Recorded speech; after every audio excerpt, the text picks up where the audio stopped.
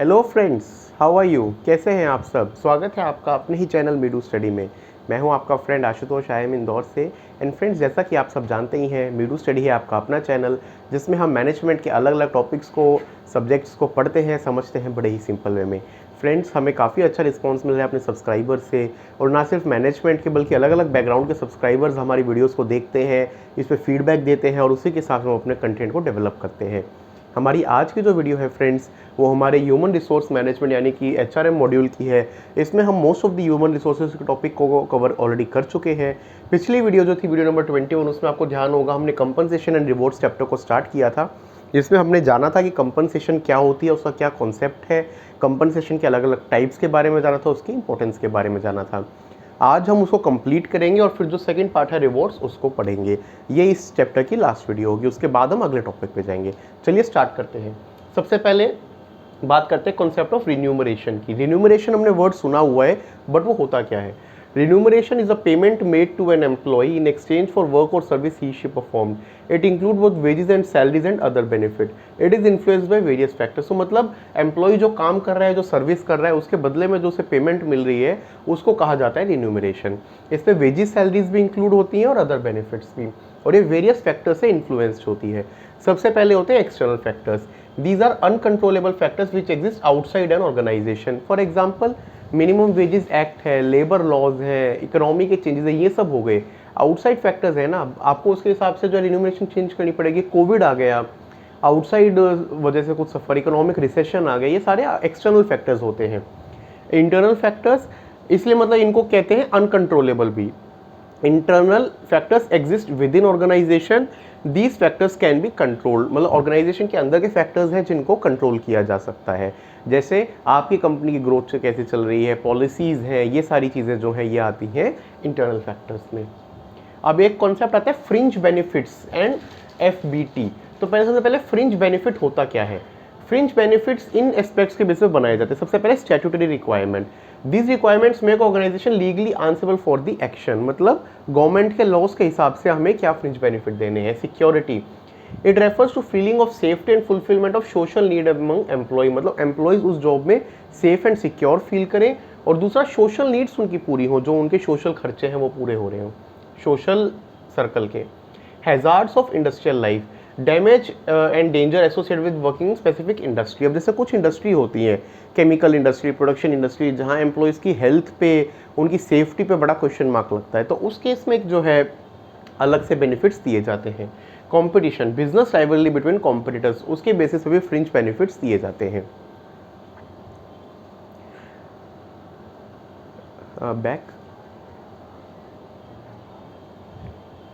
तो ये होता है दोस्तों फ्रिंज बेनिफिट्स। अब आते हैं हम रिवॉर्ड मैनेजमेंट पे। Rewards can be defined as payment made to employ in return to their contribution. मतलब जो एम्प्लॉयज़ का कंट्रीब्यूशन है, उसके बेसिस पे जो उनको रिवॉर्ड दिए जाते हैं, उसको कहा जाता है reward management. These rewards are used by organization to boost the motivation of employees so that they keep performing to the best of the capabilities. अब कोई कहेगा कि सैलरी तो दे ही रहे हैं, फिर रिवॉर्ड्स क्यों देना? देखिए, सैलरी एक हाइजीन फैक्टर में आ जाता है। एम्प्लॉय को टाइम टू टाइम मोटिवेट, और एक कहा जाता है ना कि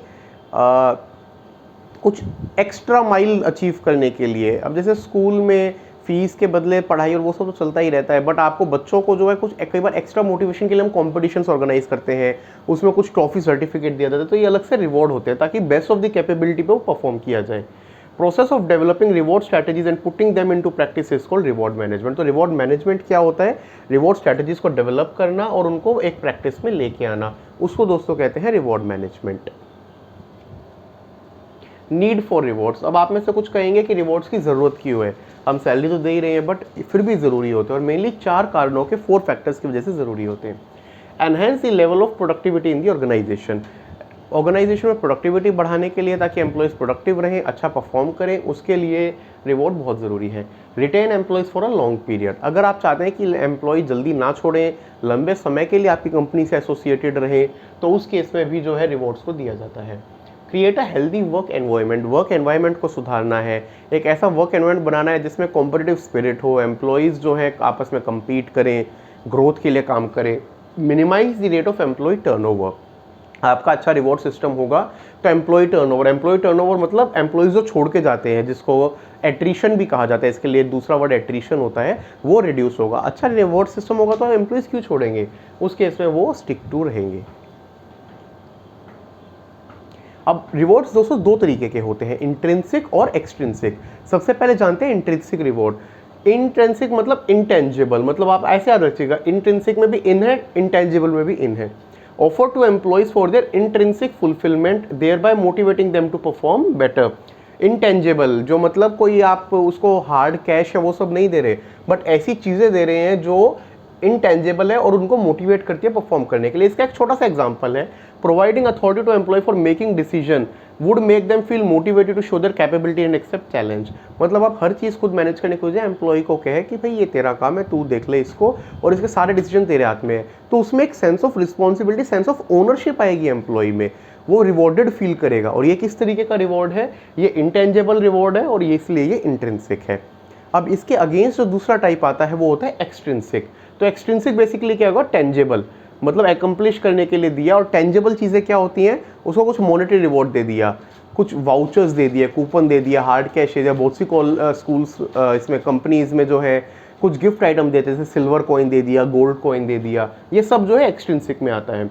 these are mainly related to monetary benefit provided to employ in form of bonus, promotion और एक पर्टिकुलर प्रोजेक्ट, जैसे आपने ये अच्छा प्रोजेक्ट कंप्लीट किया, इसके लिए कुछ बोनस अलग से दे दिया, कुछ परसेंटेज दे दिया, या कोई एम्प्लॉय बहुत कुछ करता जा रहा है तो उसको जो है प्रमोशन दे दी। अब ये इसमें एक्सट्रिंसिक में क्यों है, क्योंकि इन सब से कहीं ना कहीं डायरेक्टली मॉनेटरी पे इफेक्ट पड़ता है। कई कंपनीज करते हैं कि आप स्पेशली ये प्रोजेक्ट पूरा करोगे तो आपको एक हॉलीडे वेकेशन का वो मिल जाएगा, ये सब आता है एक्सट्रिंसिक रिवॉर्ड में। अब बात करते हैं रिवॉर्ड सिस्टम्स की। अब अपने रिवॉर्ड्स डिसाइड कर लिए, इंट्रिंसिक एक्सट्रिंसिक, अब उसका एक सिस्टम हम लोग बनाते हैं। Reward system comprises standards, rules and procedures associated with allocation of benefit और reward to employ with an aim to gain their commitment toward organisation goal. मतलब कि एक प्रोसेस, स्टैंडर्ड रूल और प्रोसेस, ऐसा नहीं है जैसे ये था, ये नहीं कि जिसका मन किया। अब कंपनीज में रिवॉर्ड सिस्टम बनाया जाता है, मतलब स्टार्टिंग में अनाउंस करो ताकि एक लेवल प्लेइंग फील्ड हो। सेल्स टीम के लिए आपने एक कॉन्टेस्ट रन कर दिया, तो उस केस में क्या है, एक रिवॉर्ड सिस्टम है, उसके ट्रैकर्स भी जाएंगे, उसमें पूरे रूल्स प्रोसीजर्स भी लिखे होंगे, और उसके लिए वो फेयर जो है तरीका कहलाएगा। Reward systems are developed in organisation to recognise the best performers among all employees. जो इस एम्प्लॉय की परफॉर्मेंस अच्छी होगी, जो बेस्ट परफॉर्मेंस होगा देगा, उसको ये अवार्ड मिलेगा। Main component of reward systems are base salary, incentive and other benefits, for example pension programme, medical programmes वगैरह। तो इस तरीके से पूरा एक प्रोग्राम बनाया जाता है, पूरा एक रिवॉर्ड सिस्टम बनाया जाता है।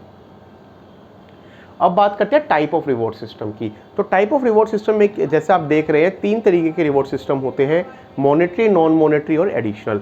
मॉनेटरी रिवॉर्ड सिस्टम मतलब टोटली जो है मनी से लिंक्ड है, कि आपको एडिशनल पैसा मिल जाएगा, एडिशनल ये मिल जाएगा, ये हो गया मॉनेटरी रिवॉर्ड सिस्टम। दूसरा होता है non monetary reward system. Non monetary reward system में मतलब पैसा नहीं दिए जाते, तो कुछ और बेनिफिट्स दिए जाते हैं। जैसे कि मैंने आपको बताया, पैसे से लिंक नहीं है, बट कुछ बेनिफिट्स दे दिए आपको, जो है स्पेशल कुछ रिकॉग्निशन मिल गया, ये सब कुछ मिल गया, कंपनी की तरफ से आपको कुछ वाउचर्स मिल गए, वो आता है इसमें। एडिशनल रिवॉर्ड सिस्टम में मतलब कुछ और टोकन दे दिया, जैसे कुछ स्पेशल यूनिफॉर्म्स या इस तरीके का गिफ्ट या इस तरीके का कुछ अवार्ड दे देना, वो आता है एडिशनल रिवॉर्ड सिस्टम में। तो ये तीनों जो है मिलके हमारा बनाते हैं reward system.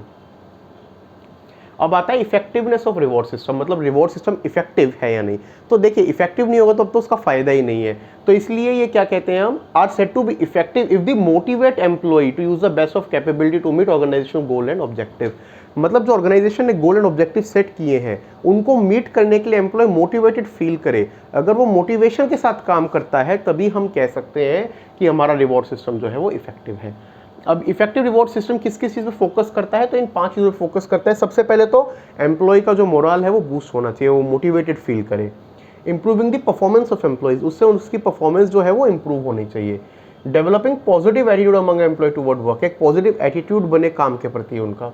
Increasing overall productivity, जो प्रोडक्टिविटी है, काम करने की क्षमता है, कैपेसिटी है, वो इंक्रीज हो। और रिड्यूसिंग एम्प्लॉय टर्नओवर, अच्छा रिवॉर्ड सिस्टम होगा तो डेफिनेटली एम्प्लॉय छोड़ के कम जाएंगे, एट्रिशन कम होगा।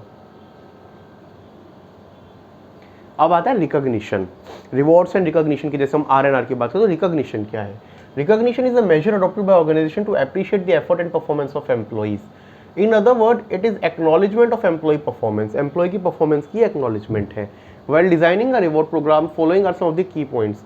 Organisation goal to be supported by reward programme should be identified, मतलब ऑर्गेनाइजेशन के जो गोल हैं जो इससे सपोर्ट होंगे वो आइडेंटिफाई होने चाहिए। डिजायर्ड एम्प्लॉय परफॉर्मेंस और behaviour to be rewarded should be determined, मतलब आप किस परफॉर्मेंस को रिवॉर्ड करेंगे। एक लेवल, मतलब ऐसा नहीं ना कि आपको रिवॉर्ड अनाउंस कर देना ही देना है, एक सर्टेन क्राइटेरिया, भाई 90% अचीव करेंगे तो मिनिमम थ्रेशोल्ड हम एक डिफाइन करते हैं। Criteria for evaluating performance should be defined, criteria define होने चाहिए। सेल्स ये हो, इतनी कलेक्शन हो, इतनी ग्रोथ हो, इतना ये, मतलब जो भी 4-5 पैरामीटर आपको रखने हैं वो वेल डिफाइंड होने चाहिए, वेल कम्युनिकेटेड होने चाहिए और वेल अंडरस्टूड भी होने चाहिए। ये तीनों चीज़ें ज़रूरी हैं। आपने डिज़ाइन कर लिया, उनको लोगों को बताया नहीं या लोगों को समझ में नहीं आया तो उसका क्या बेनिफिट है, कोई बेनिफिट नहीं है। रिकॉग्निशन प्रोग्राम, और इस बेसिस पे 3 तरीके के रिकॉग्निशन प्रोग्राम होते हैं। Structured, include regular recognition event, जैसे बहुत सी कंपनीज में कॉन्सेप्ट होता है ना, employ of the month, employ of the quarter, star performer, ये क्या एक स्ट्रक्चर्ड है, मतलब एक मंथ में प्रोग्राम रन होगा, बेस्ट उसको मिल जाएगा। Informal, spontaneous, that include offering privileges working from home, अब ये भी एक तरीके का रिकॉग्निशन है। टीम ने बहुत हार्ड वर्क किया, 2 दिन के लिए उनको वर्क फ्रॉम होम दे दिया, उनको फैमिली के साथ vacation they the. Symbolic recognition program, many a times organization offer small gifts such as plaques, coffee mugs। अब जैसे सिंबॉलिक होता है ना, अच्छा परफॉर्म किया, कॉफ़ी मग दे दिया या एक कोई अच्छा सा गिफ्ट दे दिया, जैसे कोई छोटा सा कुछ भी ऑफिस यूटिलिटी का हो सकता है, होम यूटिलिटी का हो सकता है, कस्टमाइज उसके नाम की पेन डायरी भी हो सकती है, as simple as that. But एक वो क्या है, एक सिंबॉलिक रिकॉग्निशन है। तो ये होते हैं अलग अलग तरीके के रिकॉग्निशन प्रोग्राम। तो दोस्तों ये थी हमारी आज की वीडियो जिसमें हमने रिवॉर्ड्स एंड रिकॉग्निशंस को जाना। अगली वीडियो में हम एचआर का जो है एक लास्ट टॉपिक है एचआर मैनेजमेंट का, जो है कि है एचआर ऑडिट एंड अकाउंटिंग, उसके बारे में पढ़ेंगे, उसको समझेंगे। आपको हमारा आज का टॉपिक कैसा लगेगा प्लीज़ बताइएगा। कोई भी कन्फ्यूजन और फीडबैक आप हमारे मेल आईडी पे लिख सकते हैं, फिर कमेंट सेक्शन में बता सकते हैं। आपको हमारी वीडियो अच्छी लग रही है तो प्लीज़ चैनल को लाइक कीजिए, शेयर कीजिए, सब्सक्राइब कीजिए। थैंक यू दोस्तों।